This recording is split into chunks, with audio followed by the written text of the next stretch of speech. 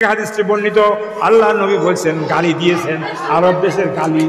আমাদের দেশে গালি দেয় অমুকের বাচ্চা তমুকের বাচ্চা, আর আরব দেশে গালি দেয় রগে মানফু রগে মানফু রগে মানফু। ওই ব্যক্তির নাসিকা দোলায় দোষারিত হোক, ওই ব্যক্তি অপমানিত হোক, ওই ব্যক্তি লজ্জিত হোক। কে? মান আদ্রক ওয়ালিদাইহি ইনদাল কিবারে, যে ব্যক্তি বৃদ্ধ অবস্থায় তার পিতামাতা দুইজনকে পেল অথবা একজনকে পেল বার্ধক্য অবস্থায়। কেন আমাদের স্যার বৃদ্ধ হয়ে গেছেন, বৃদ্ধ হয়ে গেছেন, আমি বিরুদ্ধ হয়ে গেছি, দাড়ি পেকে গেছেন। আমাদের মৌলানা সাইফুল ইসলাম সাহেব আলহাজ, উনি বৃদ্ধ হয়ে গেছেন। এরকম বৃদ্ধ পিতামাতাকে যারা পাওয়ার পরেও যারা খেদমত করে জান্নাতের উপযুক্ত হতে পারলো না, রাগে মানবো, তাদের পরে আল্লাহর গজব, তাদের পরে আল্লাহর লানত, তাদের পরে আল্লাহ অভিসম্পাত করেছেন। এই জন্য আমরা সবাই পিতামাতার খেদমত করব, বিশেষ করে উস্তাদের খেদমত করব।